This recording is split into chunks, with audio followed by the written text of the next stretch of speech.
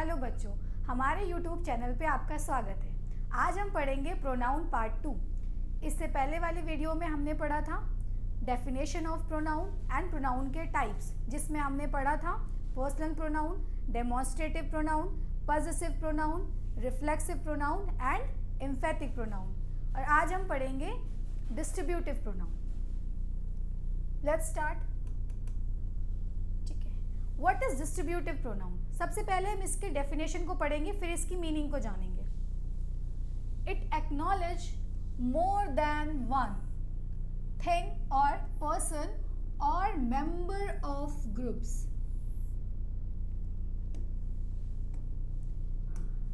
Individually.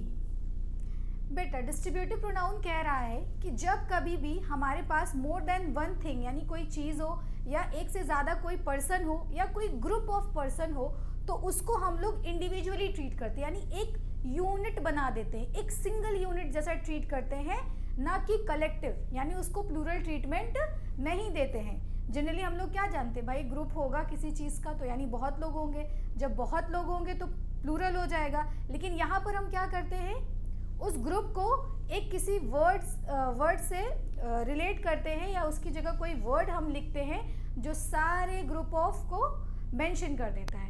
ठीक है, तो डिस्ट्रीब्यूटिव का बेटा सिंपली काम यही है कि आपके जो ग्रुप है उसको इंडिविजुअली ट्रीट करना, सिंगल यूनिट ट्रीट करना और कलेक्टिव ट्रीट नहीं करना। ठीक है, फॉर एग्जाम्पल जैसे क्लास में बहुत सारे बच्चे होते हैं और हमको उनको कहना है कि सारे बच्चों को अपना प्रोजेक्ट सबमिट करना है, तो क्या हम ये कहेंगे सबका नाम लेकर तुम्हें भी करना है, तुम्हें भी करना है, you also have to do, you also have to do? हम ऐसा नहीं कहेंगे। हम एक वर्ड यूज़ करेंगे बेटा जो सारे स्टूडेंट्स को इंक्लूड कर लेगा और वो वर्ड होगा एवरी।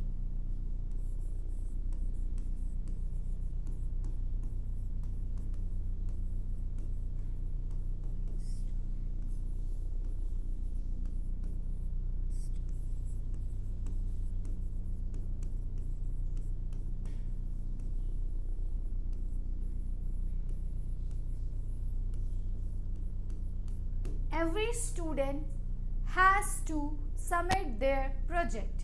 ओके, अब हमने हर बच्चे का नाम न लेकर बेटा एक वर्ड यूज़ किया एवरी, जिसकी मीनिंग होती है सभी, यानी सभी बच्चों को उनका प्रोजेक्ट सबमिट करना है। तो ये जो सभी है बेटा, ये जो एवरी था, इसने सारे ग्रुप ऑफ स्टूडेंट्स को इंक्लूड कर लिया, राइट? तो ये एवरी क्या हो जाएगा हमारा? Distributive pronoun. Okay, distributive pronoun. तो सिंपली डिस्ट्रीब्यूटिव प्रोनाउन क्या कर रहा था, ग्रुप को हटाकर एक सिंगल यूनिट ला रहा था। ठीक है, ग्रुप को रिप्लेस करके एक ऐसा वर्ड ला रहा था जो सारे ग्रुप को इंक्लूड कर ले रहा था as a single unit, individually treat कर रहा था। अब हम देखेंगे कि हमारा डिस्ट्रीब्यूटिव प्रोनाउन में कौन कौन से वर्ड आते हैं। तो डिस्ट्रीब्यूटिव प्रोनाउन में बेटा जैसे हमारा वर्ड आएगा neither, either, each, every, any, none, no one, etcetera, यानी इसके जैसे वर्ड आएंगे। इन सभी वर्ड का यूज़ करके हम लोग किसी भी ग्रुप या मोर देन वन थिंग या पर्सन को रिप्लेस कर देंगे एज अ सिंगल यूनिट या ट्रीट करेंगे as a single unit. Okay, हम एग्जाम्पल देखते हैं, आपको एग्जाम्पल से सब क्लियर हो जाएगा। Everyone should be aware of safety rules। बेटा ये जो बोला जा रहा है कि हर किसी को सेफ्टी रूल्स के लिए जागरूक होना चाहिए या रहना चाहिए, तो ये सभी के लिए बोला जा रहा है। उस सभी में बहुत लोग आ गए, हमने सबका नाम नहीं लिया, ग्रुप ऑफ पीपल थे, हमने उसको ट्रीट क्या किया, एवरीवन से। तो ये एवरीवन क्या हो जाएगा हमारा? Distributive pronoun. Very good. Again, everyone is laughing at me, है ना? अब आप कहीं गए, कुछ पार्टी वार्टी में गए और कुछ अजीब सा पहन के चले गए, डिफरेंट से एलियन टाइप बन के, है ना? तो उस एलियन को देख के सब हंसते हैं, तो आपने कहा everyone is laughing at me. तो बेटा जो लोग हंस रहे थे वो बहुत ज़्यादा थे, दे वर इन ग्रुप। हमने वर्ड क्या यूज़ किया? एवरीवन, यानी सारे ग्रुप को हमने रिप्लेस किससे कर दिया? एवरीवन से। Very good, everyone. अब आते हैं हम नाइदर पे। नाइदर का मीनिंग होता है बेटा कोई भी नहीं। नाइदर की जो मीनिंग होती है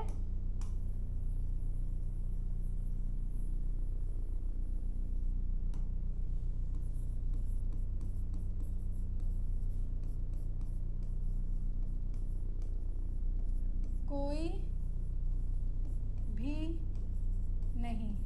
यानी आपके पास जितने भी ऑप्शन अवेलेबल होंगे उनमें से आप कोई भी ऑप्शन चूज नहीं कर सकते, यानी कोई भी ऑप्शन नहीं कर सकते आप चूज। ठीक है, आपके पास जो भी ऑप्शन है आप उसमें कोई भी ऑप्शन चूज नहीं कर सकते। उसी तरह से आते हैं, neither of them goes to gym, यानी नाइदर ऑफ देम यानी उनमें से कोई भी जिम नहीं जाता। उनमें से जैसे ही हमने बोला बेटा, इसका क्या मतलब है, यानी वहाँ बहुत सारे लोग थे जिनमें से कोई भी जिम नहीं जाता। ठीक है, तो अगेन ग्रुप ऑफ पीपल था जिसमें से हमने क्या यूज़ किया उनके लिए, नाइदर, यानी कोई भी नहीं, और इसने इस वर्ड ने सारे ग्रुप को मेंशन कर दिया। नेक्स्ट आते हैं, neither of my sisters went to party last night. यहाँ क्या बात कर रही है, करा जा रहा है कि मेरी सिस्टर्स में से कोई भी नाइट पार्टी में नहीं गया। ठीक है, टू पार्टी लास्ट नाइट, जो पार्टी रात में थी उस पार्टी में नहीं गए। तो बेटा जो सिस्टर्स है, हमने यहाँ पे वर्ड लिखा है सिस्टर्स, यानी ये प्लूरल है, ग्रुप ऑफ सिस्टर हो गया ना, सिस्टर्स बन गया। हमने इसको इंडिविजुअली यानी मेंशन ना करके सारी सिस्टर्स का नाम हमने क्या वर्ड यूज़ किया, neither of my sisters went to party last night. ठीक,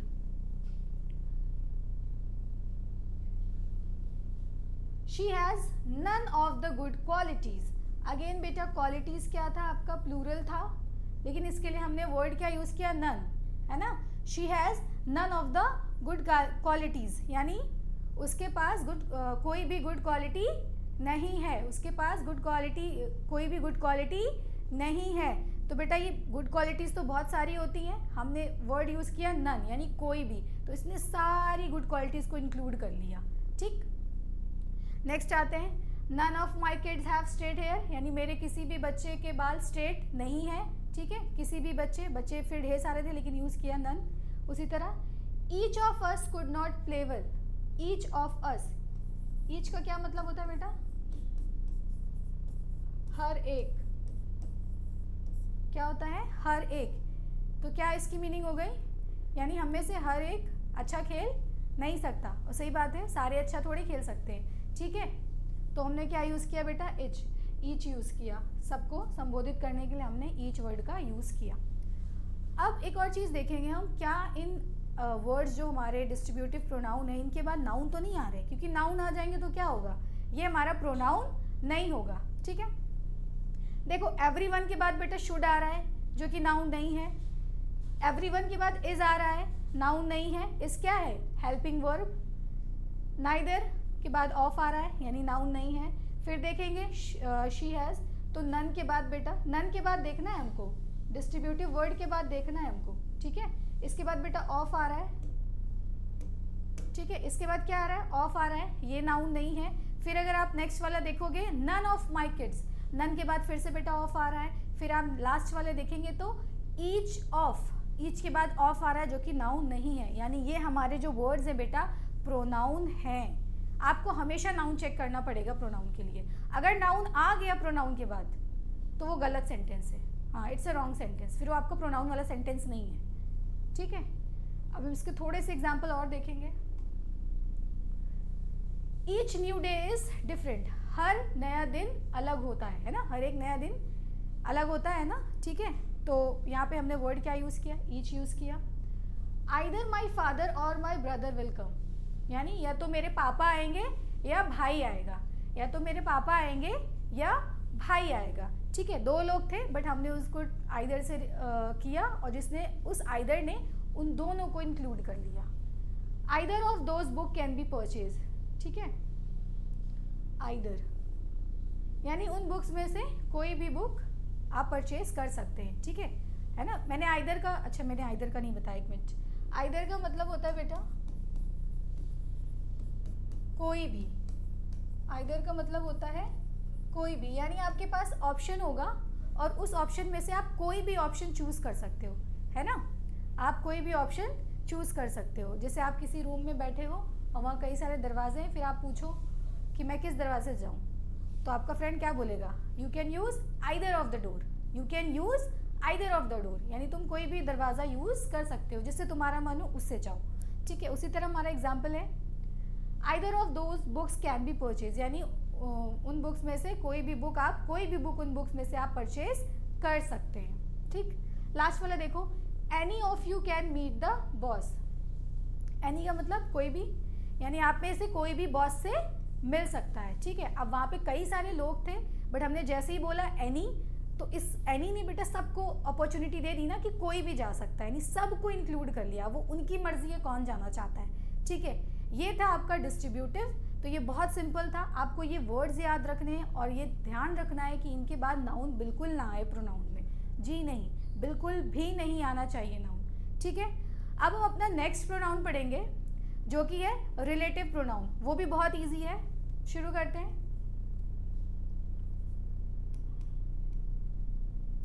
रिलेटिव प्रोनाउन, रिलेटिव प्रोनाउन से आपको क्या समझ में आ रहा है बेटा, यानी कोई चीज रिलेट करेगी। तो रिलेटिव प्रोनाउन का काम होता है बेटा नाउन से खुद को रिलेट करना। किससे रिलेट करना?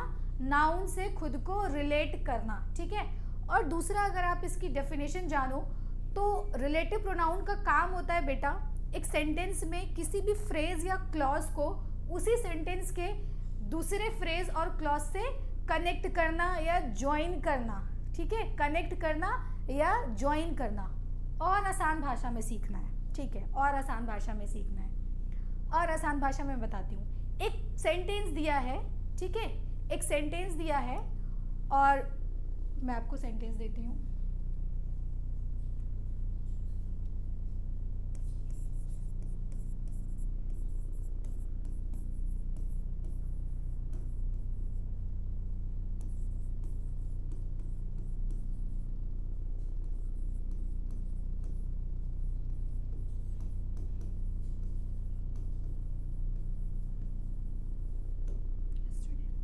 क्या लिखा मैंने? This is the pen which you lost yesterday. Just a minute.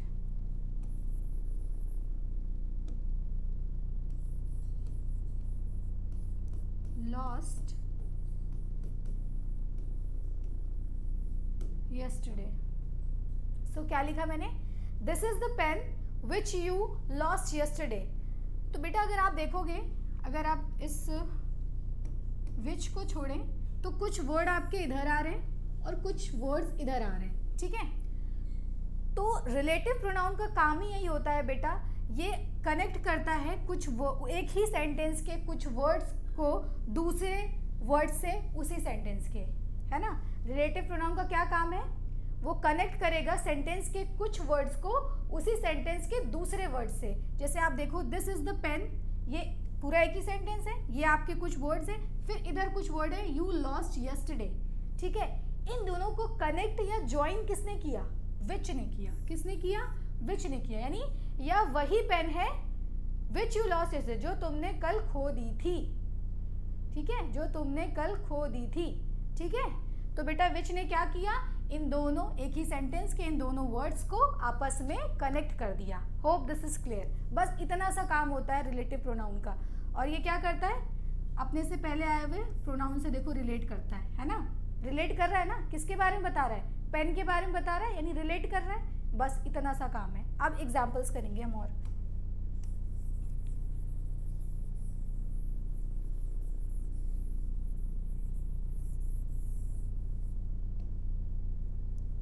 सी, हमारा पहला है, she is the girl who stood first in the class. बेटा बीच में जो हमारा रिलेटिव प्रोनाउन आया है वो क्या आया है? हु आया है। रिलेटिव प्रोनाउन में बेटा जो वर्ड आते हैं वो आते हैं आपके who, whom, that, which, whoever, whomever। इसके जैसे और भी हैं, जैसे when, where, etc। ओके, आप इनको भी नोट कर लो, when, where भी आ जाएगा, एक्सेट्रा। और भी हैं, मेनली हम इनके बारे में पढ़ेंगे, who, whom, that, which और when, where। ठीक है, तो हमारा जो एग्जाम्पल है वो क्या कह रहा है? She is the girl who stood first in the class. अगर आप देखो तो इसमें जो रिलेटिव प्रोनाउन आया बेटा वो हु आया है। हु से पहले कुछ वर्ड है शी इज द गर्ल, उसके बाद कुछ वर्ड है stood first in the class. इन दोनों वर्ड्स को या ग्रुप ऑफ वर्ड्स को किसने ज्वाइन किया? हु ने ज्वाइन किया। किसने ज्वाइन किया? हु ने ज्वाइन किया। इसकी हिंदी होगी, यह वही लड़की है जो क्लास में फर्स्ट आई है। Who stood first in the class, जो क्लास में फर्स्ट आई है। तो बेटा ये हु किसके बारे में बता रहा है, गर्ल के बारे में बता रहा है, राइट। तो हमने पहले ही कहा था ना कि रिलेटिव प्रोनाउन क्या करेगा, नाउन को रिलेट करेगा। गर्ल क्या है, it's a noun, it's a common noun. तो ये हु किसको रिलेट कर रहा है, गर्ल को रिलेट कर रहा है। बस इतना ही आपको रिलेटिव प्रोनाउन में समझना था। अब जल्दी जल्दी से हम एग्जाम्पल्स देखेंगे और यू प्रैक्टिस हो जाएगी हमारी। नेक्स्ट वाला देखो, the police man who caught the thief is a brave man. ठीक है, आप देखोगे यहाँ पे एक वर्ड आया है, फिर से हु ही आया है। इससे पहले वर्ड है द पुलिस मैन और इसके बाद है caught the thief is a brave man, is a very brave man. तो बेटा इन दोनों ग्रुप ऑफ वर्ड्स को किसने कनेक्ट किया, हु ने कनेक्ट किया। ठीक है, हु किसके बारे में बता रहा है, हु बता रहा है बेटा पुलिस मैन के बारे में, जो कि क्या है आपका नाउन।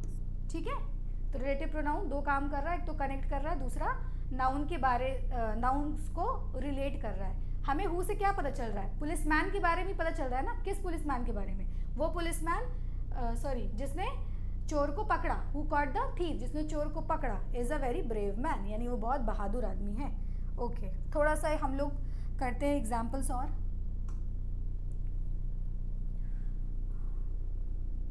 हु वाले बहुत हो गए ना।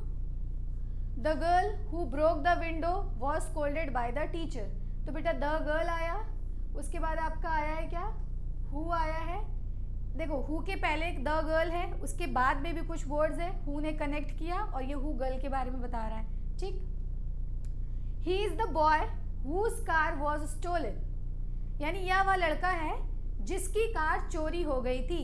वो इसकी हिंदी होती है बेटा जिसकी, क्या होती है, जिसकी होती है। अच्छा मैं आपको इन वर्ड्स की हिंदी भी बता देती हूँ।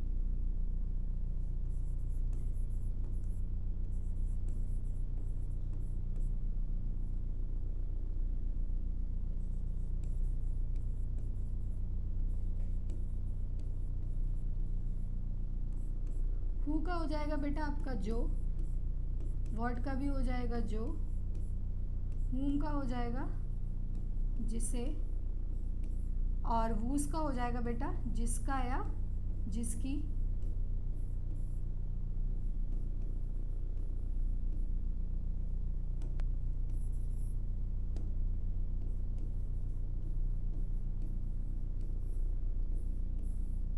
ठीक है, हु का क्या हो जाएगा बेटा जो, व्हाट का भी जो, हुम का जिसे, और हुज का जिसका और जिसकी। बाकी वेयर और व्हेन तो आप जानते ही हैं। उसके अलावा